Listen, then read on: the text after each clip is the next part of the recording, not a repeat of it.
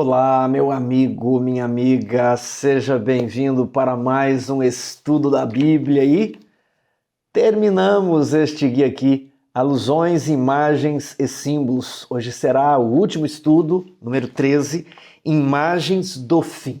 Se você gosta do nosso canal, eu venho pedir para você o seu apoio, para você compartilhar, para você deixar o seu comentário e não se esquecer também da sua lição do próximo trimestre. Iremos iniciar semana que vem estudando o livro de Êxodo.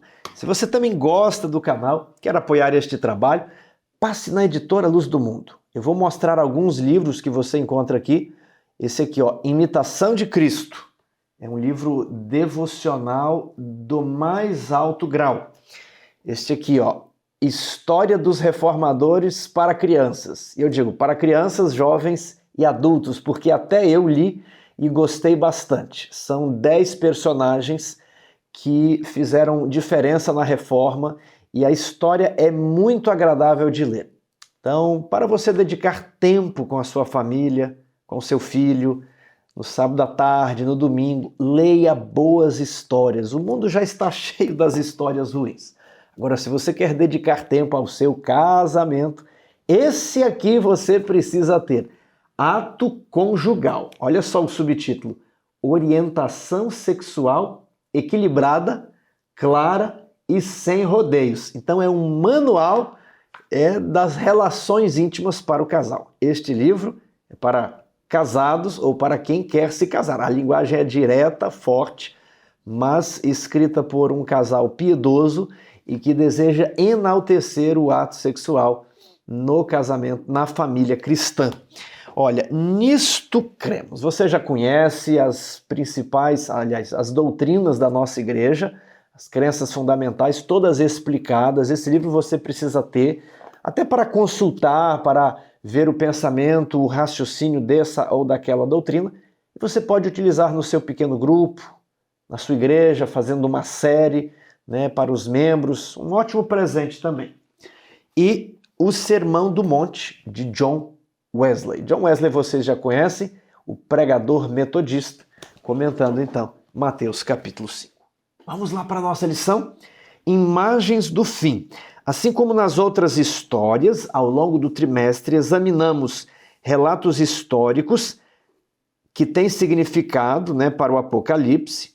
Nós vamos ver dois relatos que nos ajudam a compreender o que chamamos de verdade presente. E o autor faz uma advertência. Cuidado para não examinar cada detalhe e procurar especular a respeito das profecias. Não é esse o objetivo. O que significa o peixe que engoliu Jonas? E aí você vai criar o santuário, o Santo Santíssimo, aí tem os móveis, aí com pouco você já fala qual o símbolo das cortinas. Agora, e qual o símbolo do gancho que pendurava a cortina? E eu já vi assim, que o gancho é a fé e a cortina são as boas obras. Então, cuidado para você não extrair mais do que o texto permite. Nossa ênfase deve estar nos princípios e nos contornos gerais. E a partir deles, descobrirmos elementos relevantes para os últimos dias. Parte de domingo, o profeta relutante. Aí vai falar sobre Jonas e a pergunta está relacionada com Mateus 12, 38. Então, a ideia aqui, professor, é você trabalhar o livro de Jonas com a alusão que Jesus faz, a citação, na verdade, que Jesus faz do livro de Jonas. É essa relação que deve ser trabalhada. A quais partes da história de Jonas Jesus se referiu ao dirigir aos escribas e fariseus? Então vamos dar uma olhada aqui. Então, alguns escribas e fariseus replicaram: Mestre, queremos ver de tua parte algum sinal. Ele, porém, respondeu: Uma geração má e adúltera pede um sinal. Mas nenhum sinal lhe será dado, senão o sinal do profeta Jonas. Memorize, estuda aqui, daqui a pouco vamos retornar a esse ponto. Porque, assim como Jonas esteve 3 dias e 3 noites no ventre do grande peixe, assim o Filho do Homem estará 3 dias e 3 noites no coração da terra. Ninivitas se levantarão no juízo com esta geração e a condenarão, porque se arrependeram com a pregação de Jonas, e eis aqui quem é maior do que Jonas. Então, a lição chama a atenção primeiro para esse período. Jesus faz primeiramente a comparação. Jonas ficou 3 dias e 3 noites no ventre do peixe. Eu ficarei 3 dias e 3 noites no coração da terra. E aí a lição fez até o seguinte comentário, né? Jonas passou 3 dias dentro do grande peixe por causa de seus pecados. Jesus passou 3 dias no túmulo por causa dos nossos pecados. Um trocadilho, né, interessante e curioso, mas que pode gerar uma grande dúvida. Tiago, de sexta-feira ao pôr do sol até domingo de madrugada, não dá 3 dias. Muitos questionam, né? 3 dias são 72 horas. Muitos perguntam, muitos fazem essa objeção. Então, para Jesus passar 72 horas dentro da sepultura, ele precisaria ter morrido na quarta-feira. Aí ele passaria a quinta, a sexta e o sábado, 3 dias dentro do túmulo ali, para se cumprir isso daqui, né? E até algum tempo atrás, alguém fez um vídeo aí na internet e que gerou grande repercussão. Teria Jesus morrido na quarta-feira, né? E não na sexta? Como que é isso? E aí muitos falam, não, é nas línguas hebraicas, gregas, é nos originais, em alguma coisa que você... O negócio é sempre assim. Eu tenho acesso a algo que você não tem. E o propósito desse canal foi sempre quebrar essa ideia. Foi sempre dizer que tudo está disponível ao membro leigo. Todas as fontes, todas as informações, por isso sempre compartilhamos o texto, a fonte, a referência, a página na internet. Essa tem sido a nossa prática. Eu quero tirar aqui alguns minutos para que nós possamos derrubar ali essas acusações de um modo coerente, de um modo bíblico e ensinar você como faz. Essa afirmação, ela tem repercussão profética. Se Jesus morreu na quarta, ressuscitou no domingo, isso vai bagunçar várias profecias de tempo. E depois, isso sempre bagunça a organização sistemática que temos das Escrituras. E aí você vai perdendo confiança no texto. Ah, disse isso, mas não é isso. Disse e não disse. E aí no final, a Bíblia já não vale mais nada. A lei de Deus perde a sua relevância. Então, como entender essa declaração de Jesus? Será que 3 dias na Bíblia equivalem a 72 horas? Tiago, como que nós vamos mostrar isso? É fácil. Você vai procurar na Bíblia a expressão 3 dias. Foi isso que a lição nos ensinou. Procure no Antigo Testamento se aquela expressão, se aquela imagem, se aquela ideia, se ela existe. Então, veja aqui. Ester capítulo 4, verso 16 a 17. Vai, ajunta a todos os judeus que se acharem em Suzã e jejuai por mim. E não comais nem bebais por 3 dias, nem de noite, nem de dia. Então, quantos dias eles deviam jejuar? 3 dias e 3 noites. O que você pensa? Você, ocidental, vivendo no ano de 2025, né, 2.500 anos depois dessa história, você vai fazer uma contagem exclusiva. Você vai excluir o dia de partida, né? Então, 3 dias e 3 noites. E você vai excluir o dia de chegada, né? Contagem exclusiva. Agora continue lendo. Eu e as minhas servas também jejuaremos. Depois de quê? De 3 dias e de 3 noites, né? Irei ter com o rei. E aí? No próprio livro de Ester, nós encontramos quando foi que ela se dirigiu ao rei. Ester 5, verso 1. Ao terceiro dia, no terceiro dia, Ester se aprontou com os seus trajes reais e se pôs no pátio interior da casa do rei. Então isso aqui é um texto muito importante, que ele mostra a concepção do povo da época, como eles entendiam a contagem de tempo. Uma contagem de tempo inclusiva. Ou seja, 3 dias, depois de 3 dias, significa no terceiro dia. E para eu lhe dar essa informação, eu não estou utilizando nenhum comentário cultural, contextual da Bíblia, arqueologia, não.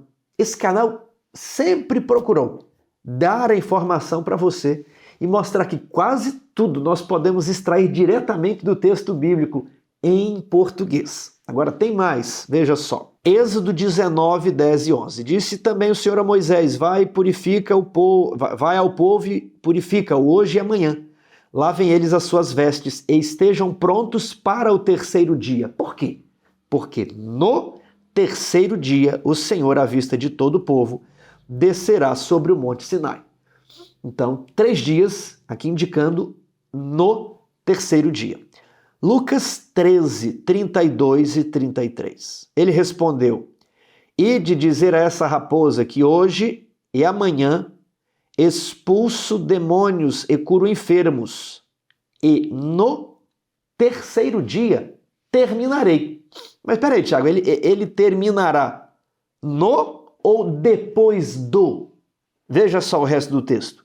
Importa, contudo, caminhar hoje e amanhã, e depois, porque não se espera que um profeta morra em Jerusalém. Então você tem a ideia de 3 dias ou depois de 3 dias, incluindo o ponto de partida. Então, depois de 3 dias, equivale a você fazer algo no terceiro dia. Eu poderia citar mais exemplos, mas eu acho que esses aqui já se prestam para o nosso objetivo. Jesus afirmou que ressuscitaria no terceiro dia. Veja só, Mateus 16, 21. Desde esse tempo, começou Jesus a mostrar a seus discípulos que lhe era necessário seguir para Jerusalém e sofrer muitas coisas dos anciãos, dos principais sacerdotes e dos escribas, ser morto e ressuscitado no terceiro dia. Caso você queira ver outras passagens, eu deixei ali Mateus 17, 23, Mateus 20, 19. Agora nós vamos para Marcos 9, 31. Porque ensinava os seus discípulos, ele lhes dizia, o Filho do Homem será entregue nas mãos dos homens e o matarão. Mas 3 dias depois da sua morte, ressuscitará. Marcos 10, 34. Veja só. Aqui, aparentemente, temos uma contradição. 3 dias depois da sua morte, ressuscitará. Como eu mostrei na Bíblia ali, Ester compareceu ao rei depois de 3 dias, no terceiro dia. Quando você pega Lucas 9, 22, é necessário que o Filho do Homem sofra muitas coisas, seja rejeitado pelos anciãos, pelos principais sacerdotes, e pelos escribas, seja morto e, no terceiro dia, ressuscite. É muito claro, não é? No terceiro dia quer dizer depois de 3 dias. É por isso que a lição diz aqui 3 dias no túmulo, 3 dias no coração da terra, segundo Jonas. Esses 3 dias quer dizer 72 horas? Não. Quer dizer que ele morreria no primeiro dia, e no terceiro dia ele ressuscitaria. Menos de 72 horas. Então, não se deixe levar por pessoas que querem complicar a Bíblia. Eles citam um verso e depois começam a fazer deduções teológicas. É assim, ó. Olha, se Jonas falou que era 3 dias, então 3 dias. Aí a pessoa fala assim, ó, é um raciocínio, ele te joga por raciocínio. 3 dias não pode ser sexta, sábado e domingo, porque ali são menos de 72 horas. E aqui falou 3 dias. Não é assim que estuda a Bíblia. pegue aquele tema e compare com todas as ocorrências. Quando fala de salvação, você vai fazer a mesma coisa. Quando fala sobre ressurreição, compare todos os textos que tratam da ressurreição. Vai falar sobre Apocalipse, compara tudo. Não vai na história de, eu sou de ascendência judaica, eu conheço aqui os originais. Não, está tudo disponível para todos. Tudo bem? Agora, será que Jesus não teria morrido na quarta-feira, Tiago? O que a gente tem que fazer? Conferir todos os textos. Veja só. Lucas 23, 52. Tendo procurado a Pilatos, pediu-lhe o corpo de Jesus. E tirando do madeiro, envolveu num lençol de linho e o depositou num túmulo aberto em rocha, onde ainda ninguém havia sido sepultado. Que dia que era isso? Era o dia da preparação e começava o sábado. Qual que é o dia que antecede o sábado? Quando nós fazemos os preparativos para não trabalhar no sábado, é a sexta-feira. Então Jesus morreu na sexta-feira. Claro como a luz do dia. As mulheres que tinham vindo da Galiléia com Jesus, seguindo, viram o túmulo e como o corpo fora ali depositado. Então se retiraram para preparar aromas e bálsamos. E no sábado descansaram segundo o mandamento. Jesus morreu na sexta. Agora, Marcos 16, 1 a 2. Passado o sábado, Maria Madalena, Maria, mãe de Tiago e Salomé, compraram aromas para irem embalsamá-lo. E muito cedo, no primeiro dia da semana, ao despontar do sol, foram ao túmulo. Qual é o primeiro dia da semana? Domingo. Morreu na sexta, ressuscitou no domingo. Pronto. Era isso que eu gostaria de apresentar. Então, os 3 dias de Jonas, eles trabalham com uma contagem inclusiva, incluem o primeiro e o último dia. Então, quando falarem, e o sinal de Jonas, você sabe, não, aqui no canal Adventismo Vivo, ele já me deu os textos, é só eu mostrar os textos e rapidamente eu resolvo essa questão. Então, amigos, se você quiser sempre nos ajudar, tem lá a editora Luz do Mundo, você passe. Tem sido um pouco difícil para nós nos últimos meses, porque o bebê nasceu, eu entrei nesse mestrado em teologia, e aí tem muitos trabalhos, artigos, tem o meu trabalho particular, porque nós não vivemos disso, né? Mas a editora, ela ajuda a nos viabilizar publicações.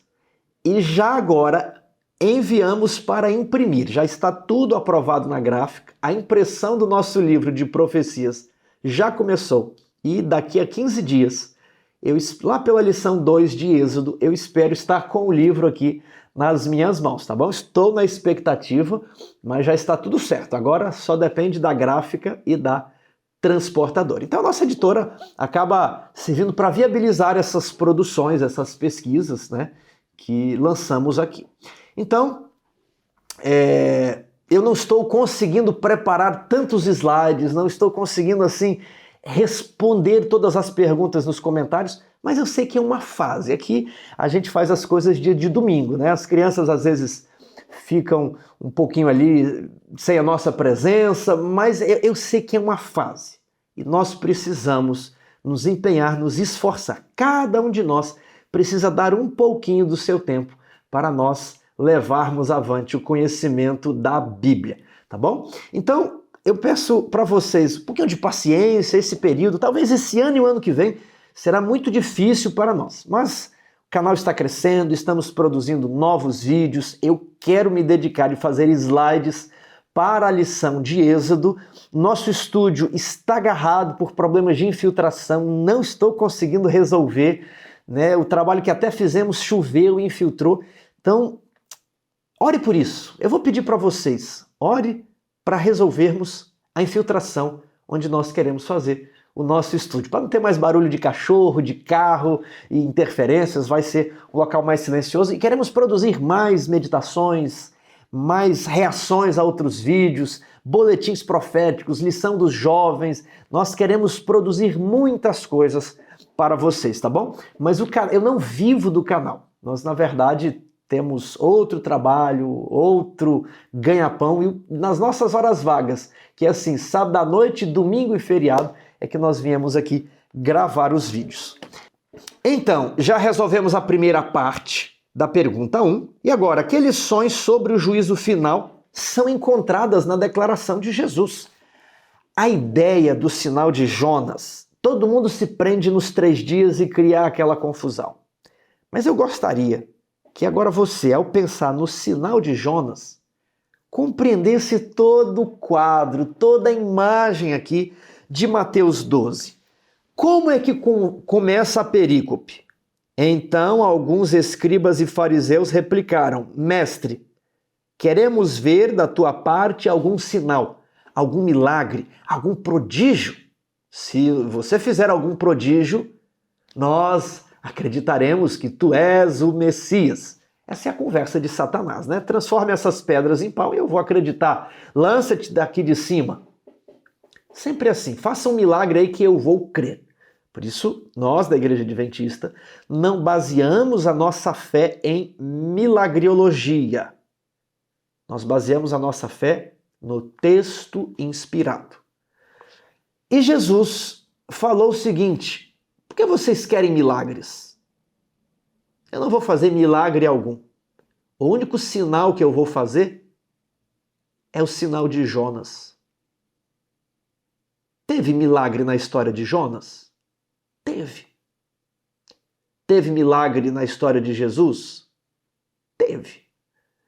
Os ninivitas viram o milagre de Jonas? Não. Ninguém viu o peixe, gente.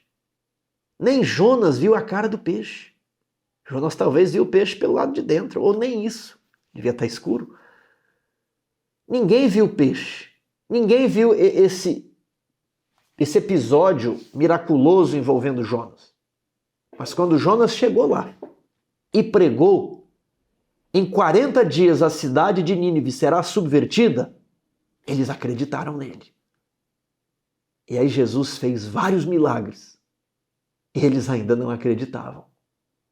Mas para os ninivitas, bastou a pregação. É por isso que os ninivitas vão se levantar no dia do juízo e condenar aquela geração. Sabe o que eles vão falar? A gente nunca viu o Filho de Deus, milagres, isso aí tudo que vocês têm, os oráculos, as escrituras, nós não tivemos acesso a isso. Mas todos nós nos arrependemos. Vocês tiveram mais oportunidade do que nós e mantiveram o coração endurecido. É por isso que o texto continua: a rainha de Sabá se levantará no juízo com esta geração e a condenará, porque veio dos confins da terra para ouvir a sabedoria de Salomão. E eis aqui está quem é maior do que Salomão, quem fez mais do que Salomão. E sabe, eu acredito que o mundo pode se levantar no fim dos tempos e condenar a nós, adventistas. Sabe por quê? Eles dirão assim: nós aderimos a um projeto de saúde. Nós acreditamos em princípios de um estilo de vida saudável. Nós não tivemos acesso a tantos livros de Ellen White como vocês. Um livro sobre namoro, família, criação de filhos, vida no campo. 4 livros sobre educação. Vários livros sobre saúde. Ciência do Bom Viver, Medicina e Salvação, conselhos sobre regime alimentar. Acho que tem mais um outro. Vocês tiveram muita coisa e vocês nem leram. A gente, com um pouquinho que a gente tinha, nós aceitamos. Isso aqui vai pesar sobre eu, sobre mim e sobre você. Nós tivemos muita luz. O povo adventista é um povo muito abençoado. Nós temos muitos bons livros de teologia. Mas lembre-se, Ellen White não era teóloga, ela era profeta. E o papel do teólogo é estudar o que o profeta escreve. Então, Pedro, Mateus, Isaías, Jeremias. Ninguém foi teólogo. Eles eram profetas. E é por isso que os teólogos hoje estudam os livros dos profetas, que como Amós era um boiadeiro, catador de sicômoro. Pouco importa a formação espiritual. Se Deus falou por meio do profeta, é importante. Então, cuidado. Talvez estamos trilhando o mesmo caminho dos judeus, tendo grandes oportunidades, mas tendo o coração endurecido, fechando os nossos olhos para as evidências. Sendo que as pessoas que estão no mundo, às vezes, tateando, elas se agarram ao único facho de luz que tem e procuram ser fiéis àquilo até a morte. Nós possamos refletir sobre esse recado. Segunda-feira, Jonas 3, 5 a 10. Por que essa profecia não se cumpriu? Porque o requisito para a destruição de Nínive deixou de existir. Em outras palavras, Deus falou: eu não tenho prazer na morte do ímpio, mas Nínive é uma cidade ímpia, logo ela deve ser destruída. Mas Deus tem por princípio não destruir as pessoas sem utilizar de misericórdia. Ele sempre envia uma advertência, um conhecimento, um chamado ao arrependimento. Se a pessoa tem conhecimento da mensagem e mesmo assim endurece o coração, aí então vem o juízo. E aqui, eles quando avisados, opa, é assim? Não sabia, não. Se é assim, então vou mudar de vida. Né? Eles não ficaram perguntando, mas Jonas, Deus apareceu para você mesmo?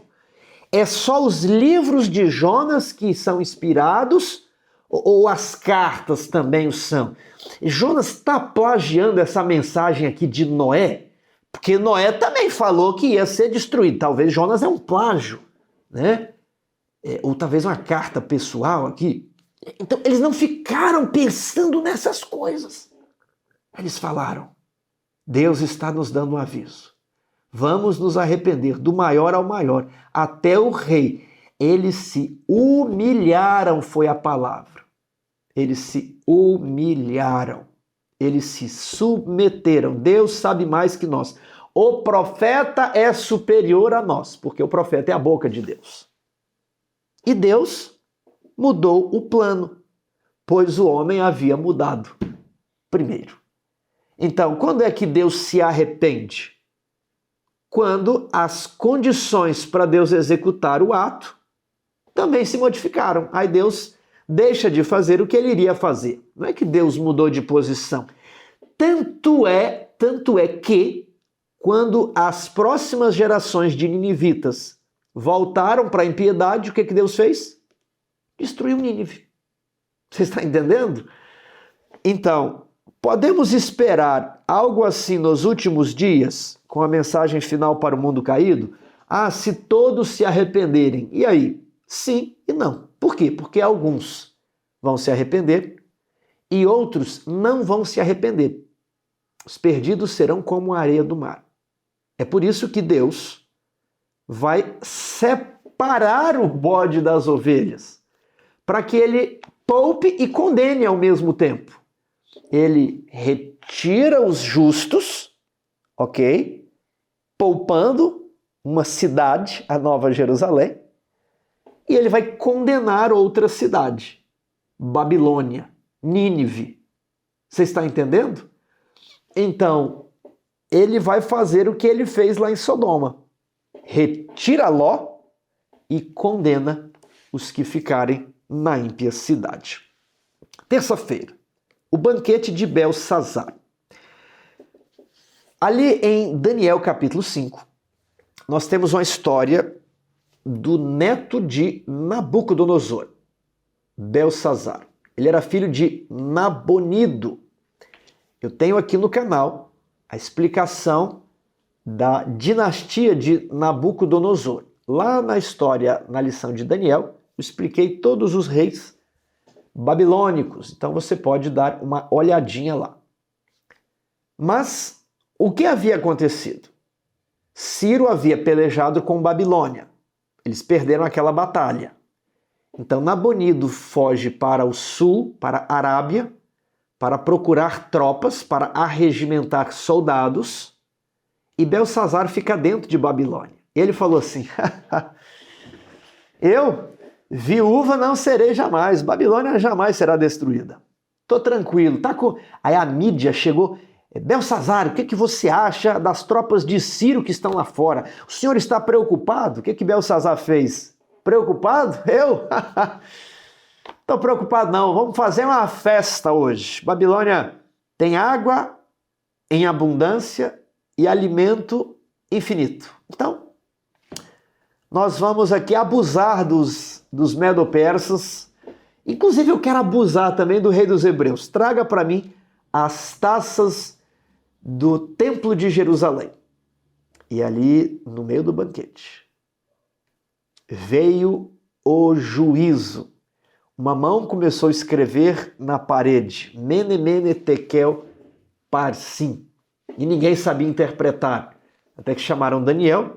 Daniel interpretou e falou, ó rei, pesado foste na balança e achado em falta.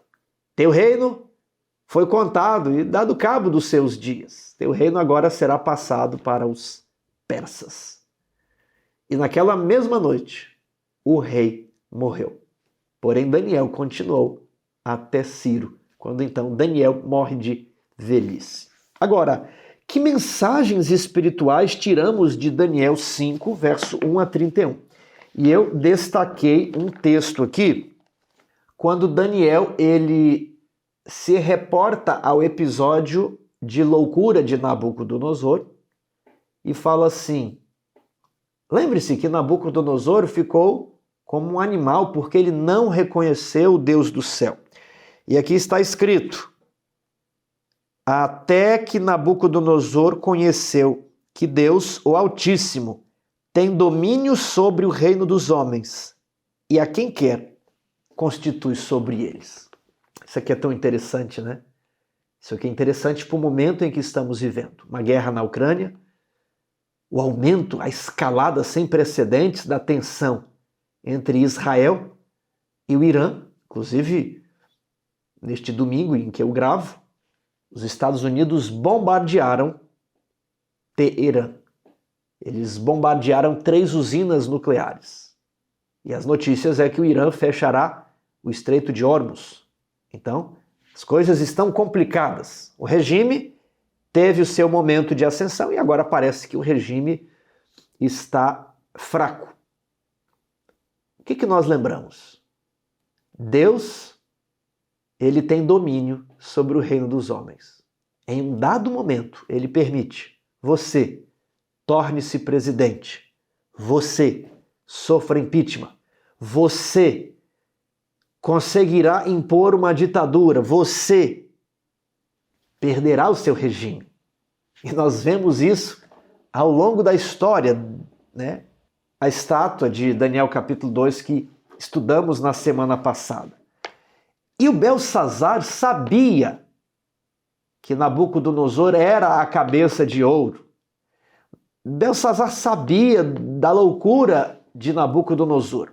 Belsassar sabia que o seu reino, Babilônia, seria sucedida pelos persas. Mas mesmo sabendo de tudo isso, que é o verso 20... Qual o verso aqui? 22. Tu, Belsassar, que és seu filho, não humilhaste o teu coração, ainda que sabias tudo isso. Ainda que sabia tudo isso. E aqui nós temos um princípio que norteia o julgamento de Deus. Quando nós vamos para Romanos, capítulo 1, verso 21, nós temos o juízo sobre aqueles que não conheceram a Jesus, sobre os munganos, sobre os pagãos. Porquanto, tendo o conhecimento de Deus, não o glorificaram. Aqui que está o problema. Talvez a pessoa nunca teve o conhecimento e por isso não glorificou. Mas não é o caso. Belsazar teve o conhecimento e não glorificou. E aí diz o verso 20: tais homens são por isso indesculpáveis. Nínive não foi destruída sem antes ter o conhecimento. Ele sabia de tudo isso, mas não glorificou. Por isso veio o juízo. Ele glorificou os deuses de ouro, de prata, de bronze, de ferro, mas não glorificou o Deus das taças. Meu amigo, será que temos conhecimento? E não estamos fazendo uso desse conhecimento para glorificar o nome de Deus? Quarta-feira, o secamento do Eufrates. Leia Daniel 5 e Apocalipse 16. Que paralelos você encontra entre as últimas pragas do Apocalipse e a história da queda de Babilônia? Você tem que se lembrar que Babilônia se apoiava no rio Eufrates. Veja aqui essa imagem. Nós temos a grande cidade de Babilônia, a Babilônia literal, cujas ruínas estão no Iraque hoje. E você perceba aí que o rio Eufrates, ele circundava a cidade. A cidade tinha os seus muros, a cidade tinha os seus portões, e o rio funcionava como uma proteção. O rio propiciaria água para o momento de cerco e também comida.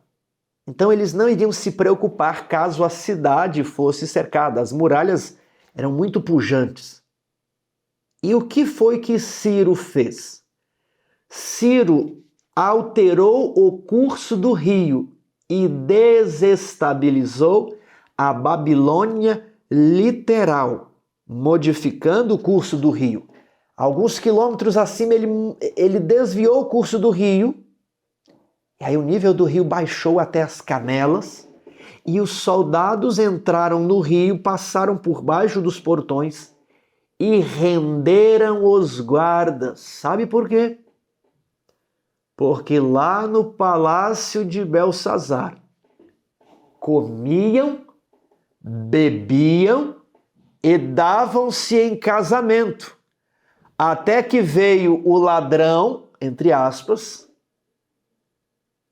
e pegou e surpreendeu a todos. Veja o paralelo que fizemos aqui com as palavras de Jesus. Comiam, bebiam e davam-se em casamento. O súbito aparecimento de Cristo tomará a Babilônia moderna, a Babilônia espiritual de surpresa, mas não sem aviso. Serão surpreendidos, porque não contavam que fossem perder. Não que não soubessem das advertências. Romanos capítulo 1 termina dizendo assim: não somente fazem estas coisas, mas também aprovam os que assim procedem, mesmo conhecendo eles a sentença de morte contra aqueles que fazem essas coisas. Perigoso. Quinta-feira, Ciro, o ungido. Quando Ciro saqueou a cidade de Babilônia, o período de cativeiro do povo de Deus chegou ao fim. Os persas permitiram que os israelitas retornassem à terra prometida e reconstruísse o templo. Como foi que Ciro fez isso?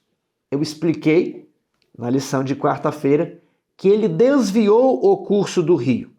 E agora, quando vamos para Apocalipse 16, nós estudamos a Babilônia espiritual. Vamos aqui para Apocalipse. Aliás, Apocalipse capítulo 17.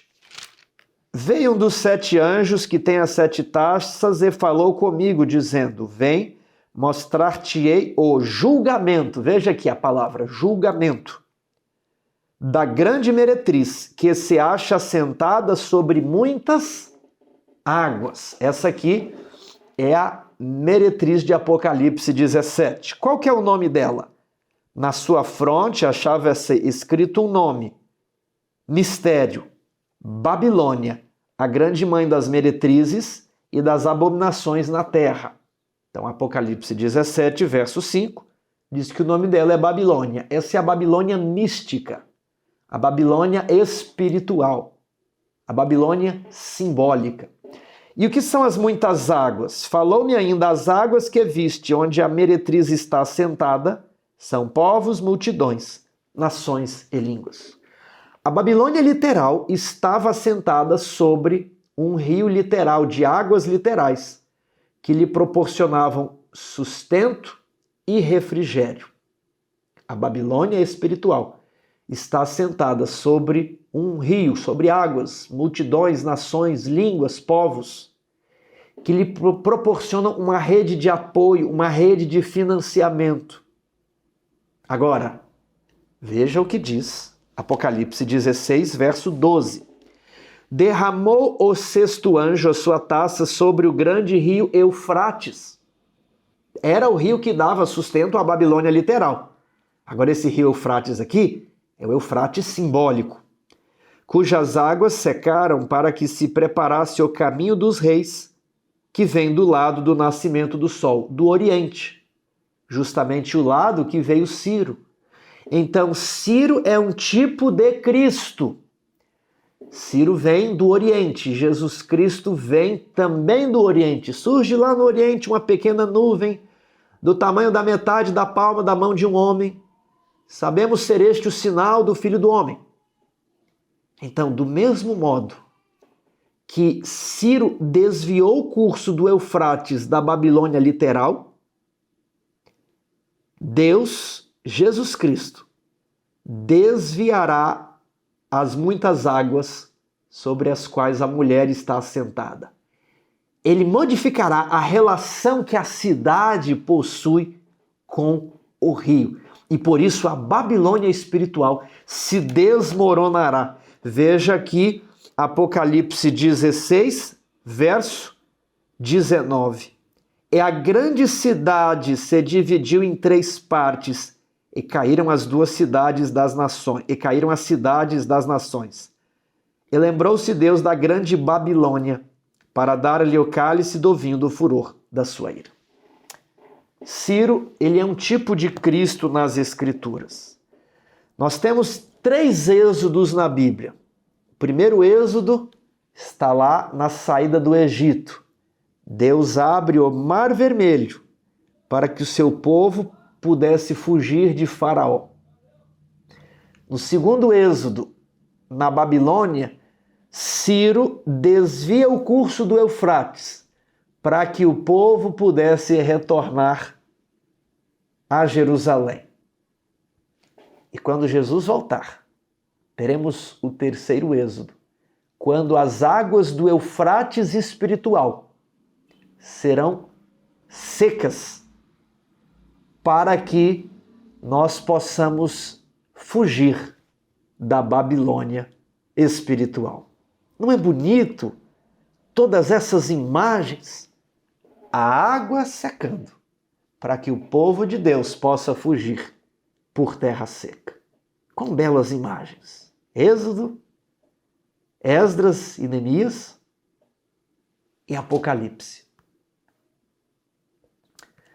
Eu gostaria de falar algo para você que está em Isaías 44.